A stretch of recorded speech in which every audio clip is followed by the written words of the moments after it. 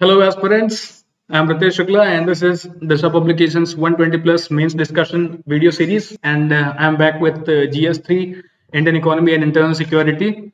तो मैंने आपको बताया था कि ये जो ओवरऑल वीडियो है आखिरकार इसका पर्पस क्या है। तो इस वीडियो का पर्पस है कि we are going to present you the answer structure for the mains exam, how you are going to present your answers, what all things has to be included in the mains answer while you are writing your answers, what are the important things that you are going to write. और ये जो answers presentation होगा ये इसलिए है ताकि आप जो है किस प्रकार से ज्यादा मार्क्स गेन कर पाए, मार्क्स फेच कर पाए. So that is the sole purpose of this overall video. Whereas if you get the content from these videos, that is very much fortunate for us, even for us and for you too. तो आखिरकार ये जो format है answer का, वो answer presentation as it is आप कैसे कर पाएंगे या फिर इस फॉर्मेट को प्रेजेंट करके मार्क्स कैसे आप फेच कर पाएंगे, that is the overall purpose of this video. And we are taking it very seriously and as promised we have given all the videos.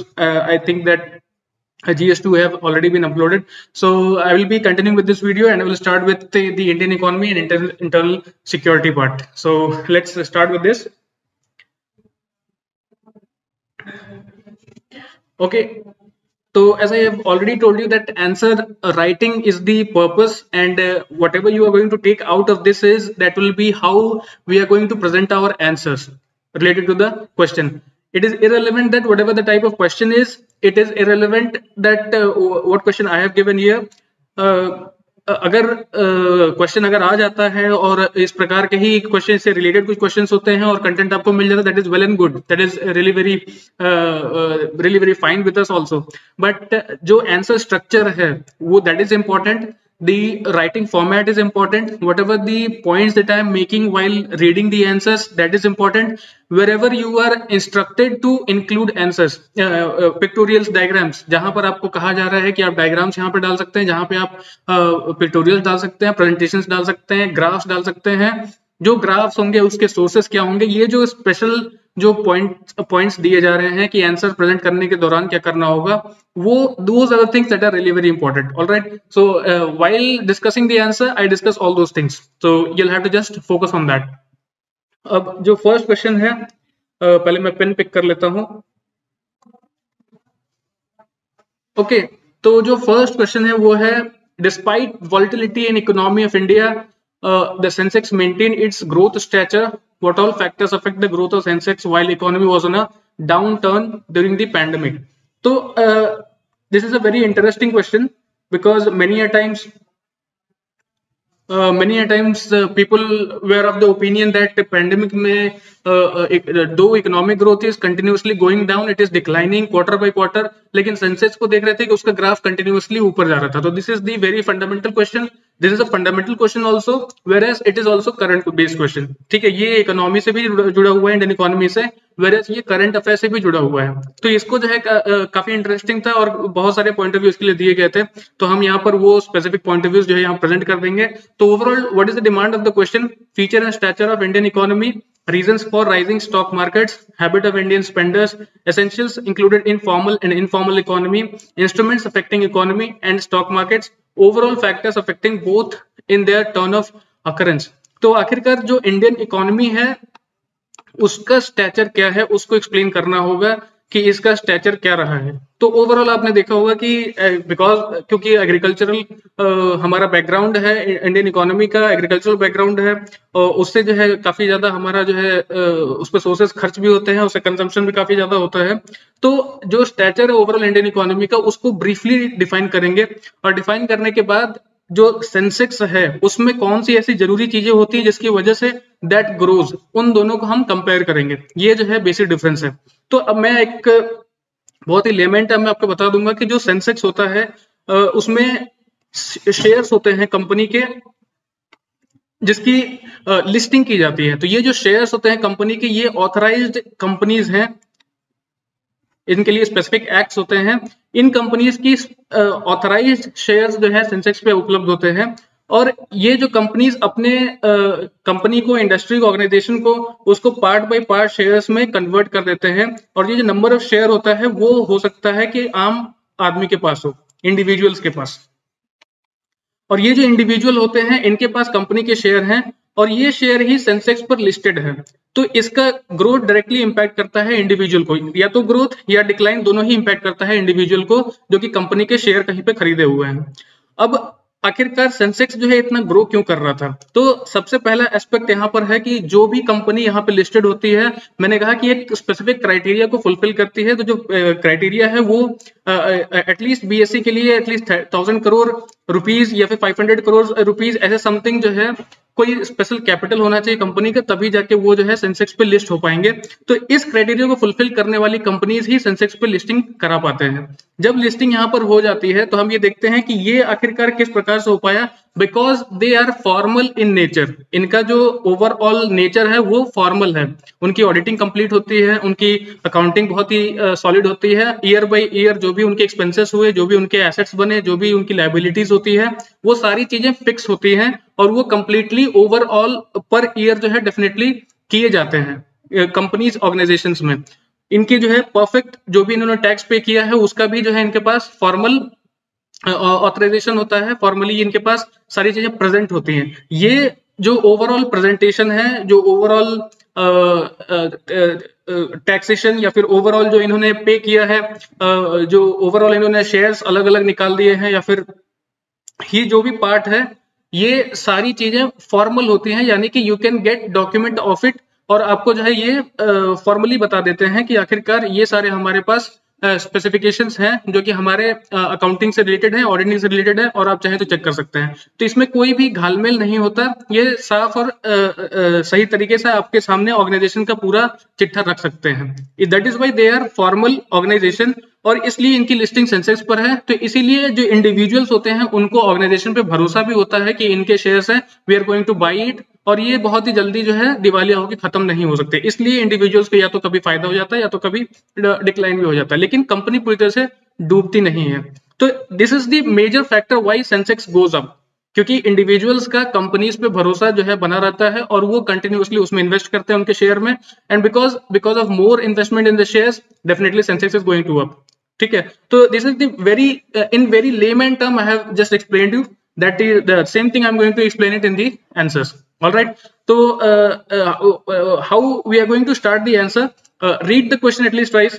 Statements in the question are built up for your answer, so try to include related things but not the whole sentence. अब जैसे यहाँ पर मैंने question यहाँ पर बताया, despite volatility in economy of India, economy of India जो Indian economy है उसमें वॉल्टिलिटी काफी कोलाहल होता है, लेकिन फिर भी सेंसेक्स जो है वो कंटिन्यूअसली राइज पर है, और उसको देखा गया पैंडेमिक के टाइम पे देखा गया कि सेंसेक्स इज कंटिन्यूअसली राइजिंग, जबकि Indian economy was not at very constant position, वो जो है काफी डिक्लाइन कर रहा था, बिकॉज बहुत सारे जो है जो सर्विसेज थी वो बंद हो गई थी, जैसे रेलवे बंद हो गया था, अदर जो सर्विसेज थे हॉस्पिटलिटी ये सब वो बंद हो गए थे। तो उसके बाद भी economy was going down where Sensex was rising up. Alright, तो ये जो हमारा बेसिक क्वेश्चन है कि क्यों जो है सेंसेक्स राइज कर रहा था और इकोनॉमी डाउन जा रही थी, तो हम इसके लिए आंसर ले लेते हैं। In the long term economic fundamental drive the market, Indian economy is volatile and uncertain as most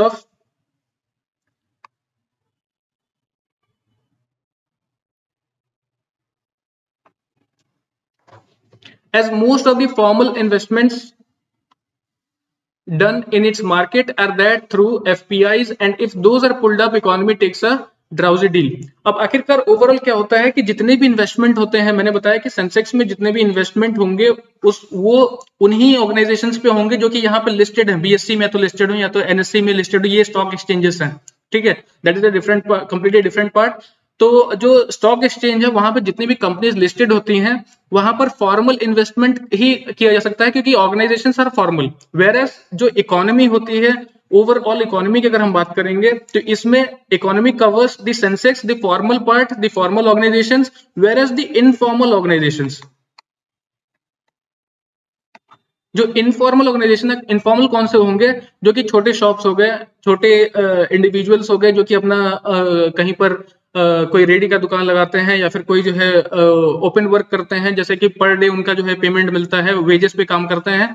तो ऐसे छोटे जो इंडिविजुअल्स होते हैं जिनका जो है फिक्स्ड कोई स्पेसिफिक टाइम पीरियड नहीं है कोई किसी प्रकार के पेमेंट का, वो जो है इनफॉर्मल के दायरे में आते हैं। और जो ये इनफॉर्मल इकोनॉमी है ये बहुत ही लार्ज चंक है कम से कम इंडिया में, ठीक है। It is the largest part of the Indian economy, whereas the formal is the slower part or the smaller part. All right, so that is why I have specifically mentioned here that overall economy covers formal economy. You can just imagine the companies like Reliance, Hindalco, Adani, Tata Steel. These are some of the big MNCs in India. और informal economy कौन सा हो गया? Small ration shop, single person own business, individuals working on open wages.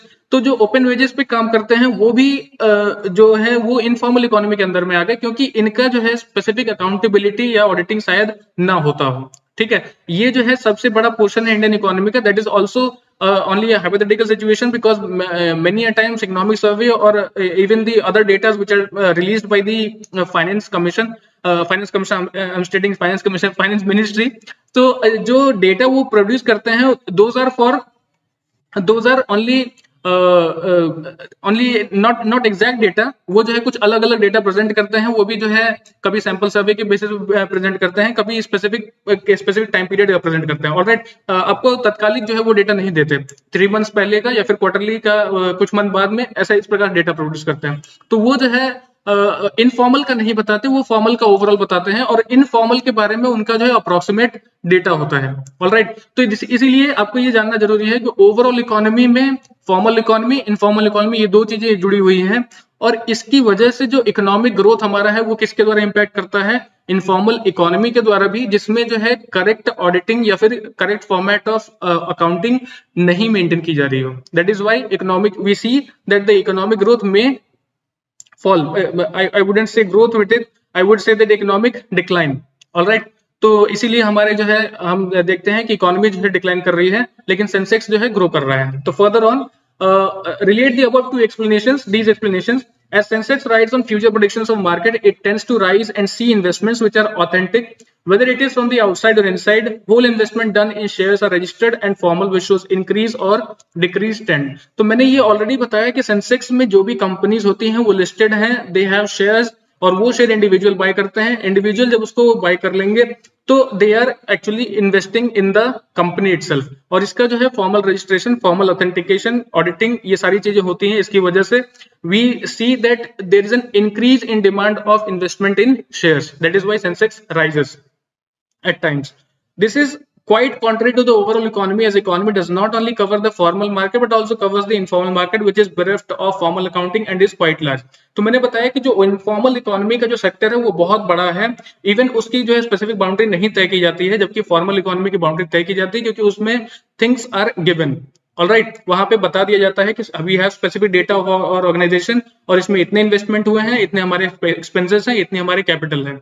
तो that is the formal thing that is noted by an organization. All right, so economy show trends from both formal and informal markets, which is why it shows a downfall.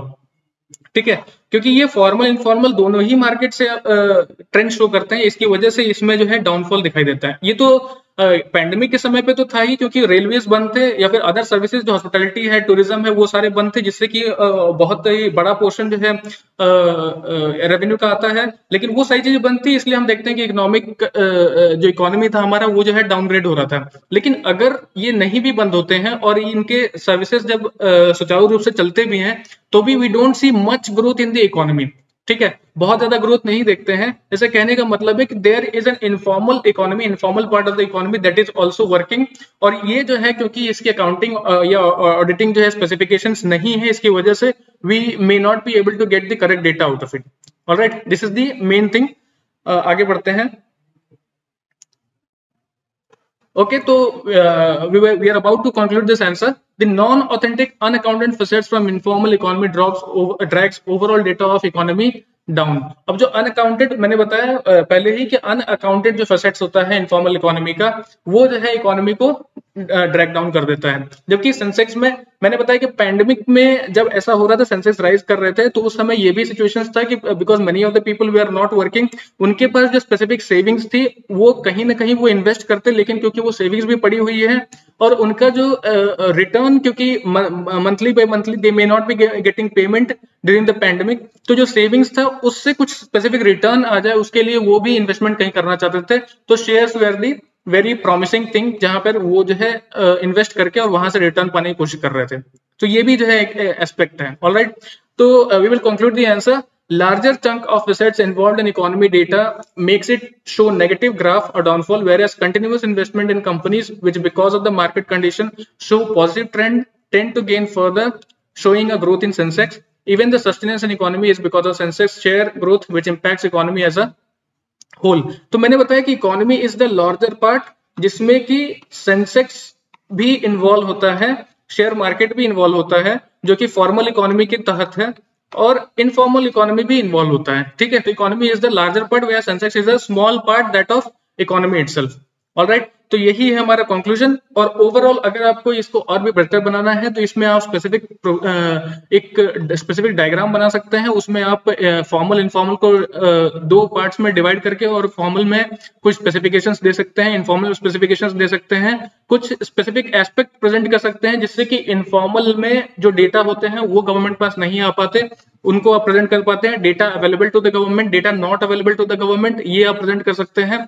और कभी आप इसमें graph भी दे सकते हैं, but I would say that whenever you are presenting a graph, जब भी आप ग्राफ प्रेजेंट करें, कहीं पे डेटा स्टैटिस्टिक्स प्रेजेंट करें इकोनॉमी क्वेश्चंस में, I would say that you must always be clear about the source.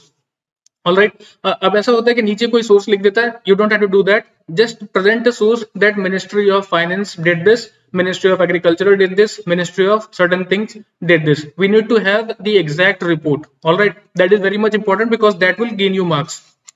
वो आपको जो है मार्क्स काफी जो है बेटर कर देंगे। All right, so we will move on to the another question. Now the second question is also very interesting one.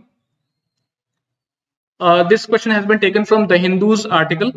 So the question is, will the primary deficit, let me change the color of the pen here. ठीक है,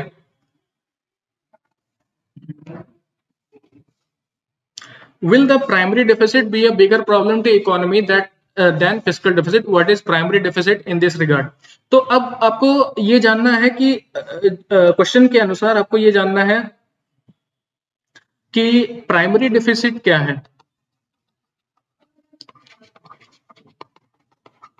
ठीक है, primary deficit क्या है और fiscal deficit, क्योंकि हमें पता है कि fiscal deficit is really very more for us. अभी जो हम फिस्कल डेफिसिट काफी ज्यादा है, और हमें ये क्वेश्चन यहाँ पे मिला है कि क्या प्राइमरी डेफिसिट का ज्यादा होना फिस्कल डेफिसिट ज्यादा होने से ज्यादा डेंजरस है। ये जो है हमारा ओवरऑल क्वेश्चन है, और हमें फिर साथ ही साथ ये भी बताना है कि what is primary deficit in this regard. फिर हमें ये प्रेजेंट करना है कि प्राइमरी डेफिसिट आखिरकार इससे रिलेटेड क्या है। तो what is the demand of the question?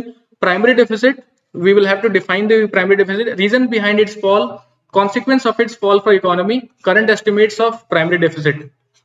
ठीक है, तो these are the demand of the question. अब ये current estimates of primary deficit केवल इसलिए है ताकि आप इसको रिलेट कर पाए फिस्कल डेफिसिट से, और उसको बड़ा प्रॉब्लम है या नहीं है उसके बारे में अपने ओपिनियन प्रेजेंट कर पाए। ऑलराइट, तो हम जो है इसको एक्सप्लेन करेंगे। First of all, what is primary deficit? Its components and what are concerns arising out of it. ये जो है एक्सप्लेन करना है हमें, that is why I have presented the statement for this particular answer. Alright, तो we will start with this. Primary deficit is the difference between the fiscal deficit of the current year and interest paid by the government on loans obtained in the past. All right, let me erase this first.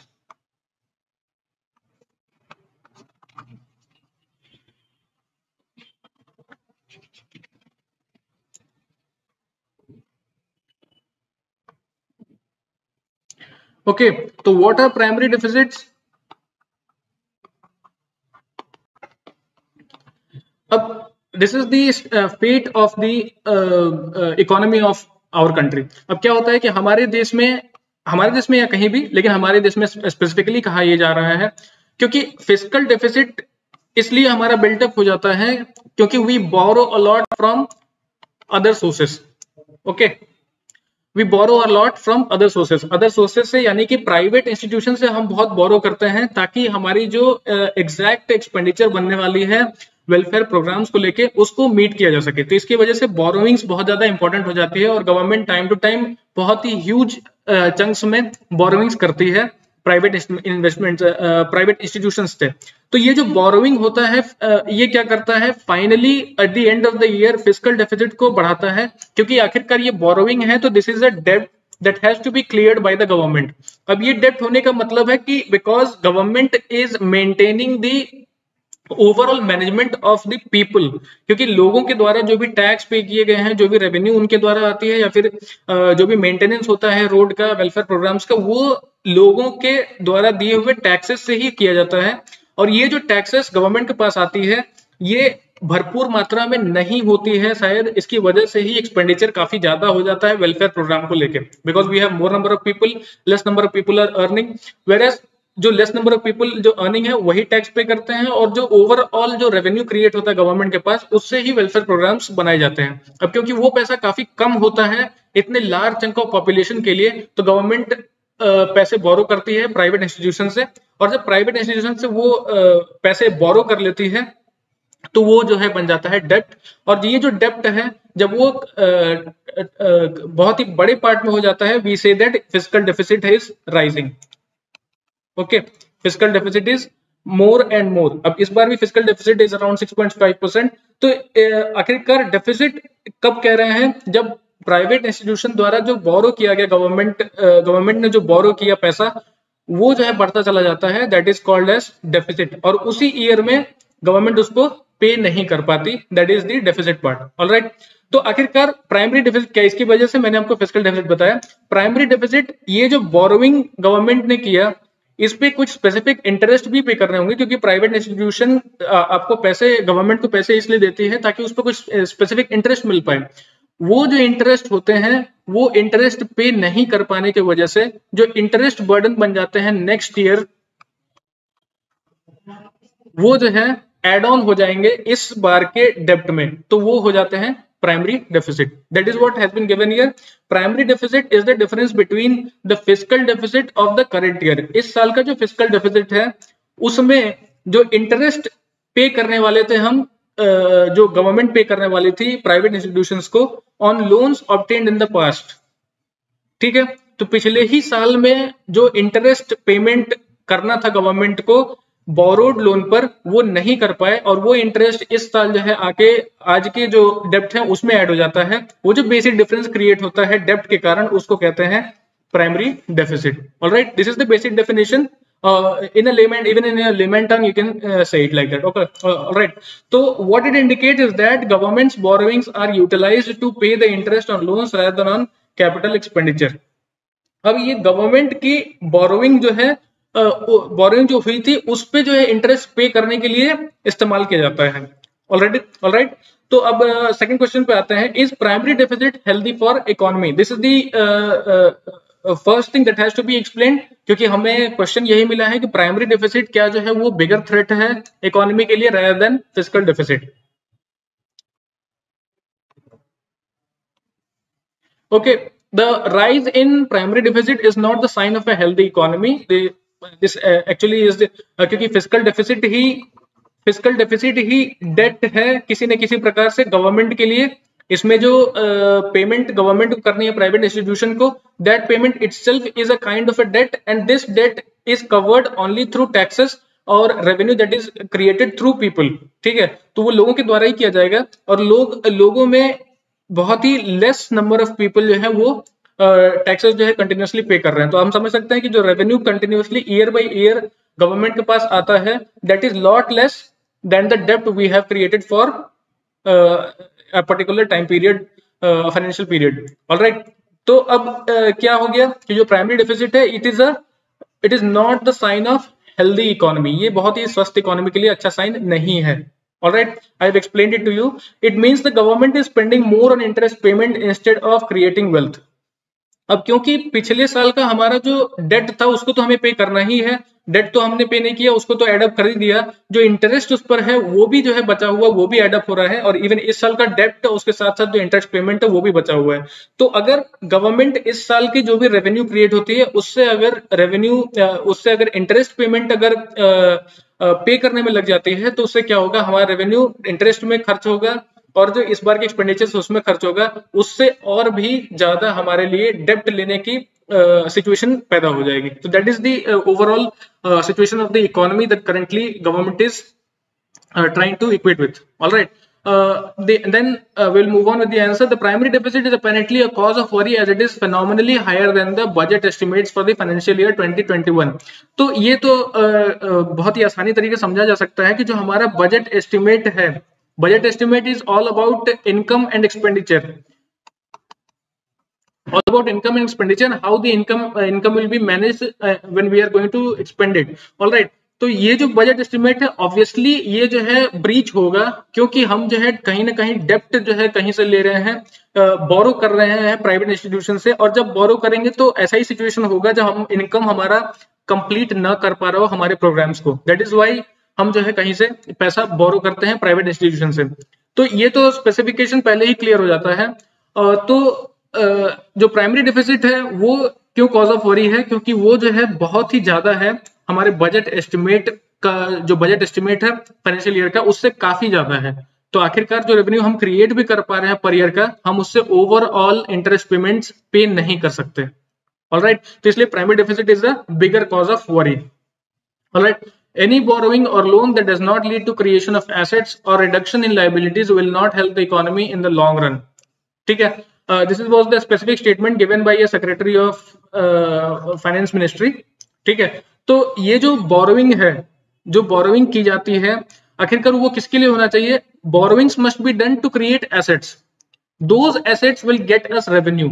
If borrowing जो है वो इसलिए किया गया है कि हम जो है एसेट्स ना क्रिएट करके एक्सपेंडिचर क्रिएट करते हैं, देन वी आर क्रिएटिंग डेप्ट for the people also, for the government also. Alright, तो इसीलिए यहाँ पर बताया हुआ है कि एनी बोरोइंग और loan that does not lead to creation of assets और रिडक्शन इन लाइबिलिटीज, जो हमारी लाइबिलिटी है पहले से उसको अगर खत्म हम नहीं कर पा रहे हैं, that will not help the economy in the long run. जो लॉन्ग रन में इकोनॉमी है, अगर हम 5 years का अपना कोई स्पेसिफिक प्लान बना के रखे हैं कि उसमें हम कोई स्पेसिफिक सिचुएशन को हम कवर कर लेंगे, that is not going to happen. Alright, तो इसलिए जो भी इंटरेस्ट पेमेंट होता है उससे, जो भी हम लोन बोरो करते हैं उससे हमें जो है एसेट्स ही बनाने होंगे जिससे कि रेवेन्यू क्रिएट हुए, ना कि हम उस लोन से एक्सपेंडिचर करें।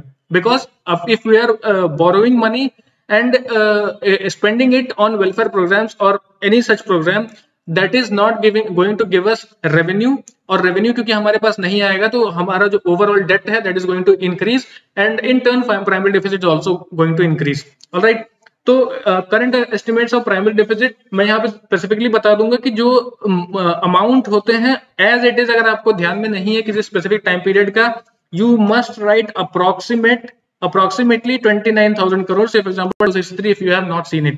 ठीक है, अगर आपको ये अब याद नहीं है तो अप्रोक्सीमेट लिख सकते हैं, लेकिन कभी भी आप जो है इसको प्रेजेंट जब करें तो ये डेटा कम से कम एक्यूरेट रखिए, क्योंकि वो जो है आपको मार्क्स अच्छे लाते हैं। या तो आप इसको प्रेजेंट ही ना करें, ठीक है, मेरे हिसाब से इसको प्रेजेंट ना करना ही ज्यादा सही है, क्योंकि आप बहुत सारे डेटा पढ़ते हैं और उन सारे डेटा में एग्जैक्ट अमाउंट याद रख पाना काफी मुश्किल होता है। ऑलराइट, तो अब according to information, this information by the ministry of finance, the primary deficit has been on the higher side since June 2020। अभी 2020 से ही काफी हायर साइड में था। It was notice that primary deficit was 29,263 crore in June itself, while the budget estimate for the entire year was 27 crore. अब यहाँ पे जो specification आप देख सकते हैं कि 29 करोड़ का प्राइमरी डेफिसिट था और जो हमारा बजट एस्टिमेट था वो 27 करोड़ था। There is a 2 crore difference itself, यानी कि primary deficit was becoming hugely problematic for the government, all right, or for the economy.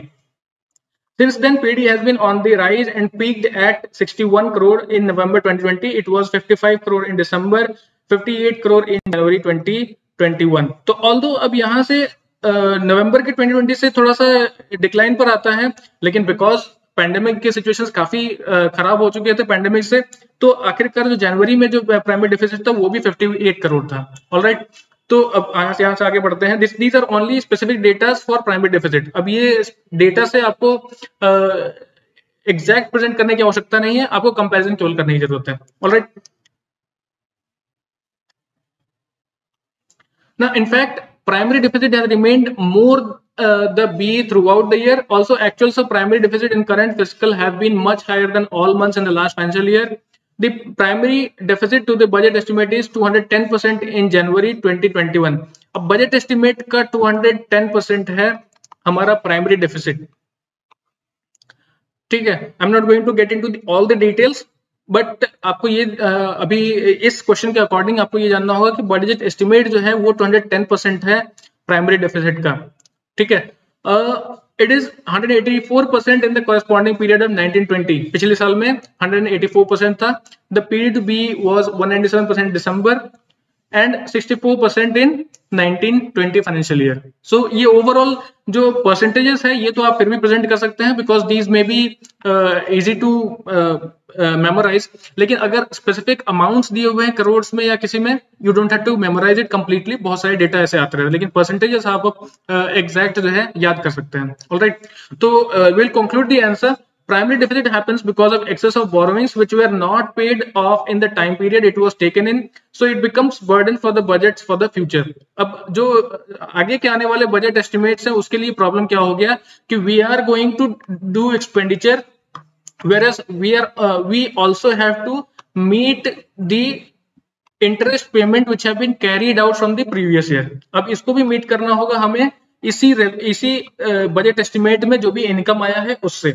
Alright, to control the primary deficit either borrowings could be reduced और interest payment should paid with time period. अब primary deficit को अगर reduce करना है तो क्या करना होगा, या तो इस बार जो आपने डेप्ट लिया है उसके इंटरेस्ट पेमेंट के साथ इस साल ही पे कर दीजिए, या तो उतना ज्यादा आप बोरो करिए ही नहीं, या तो जो आपके वेलफेयर प्रोग्राम है उनको ही या तो कंट्रोल कीजिए, कम कीजिए.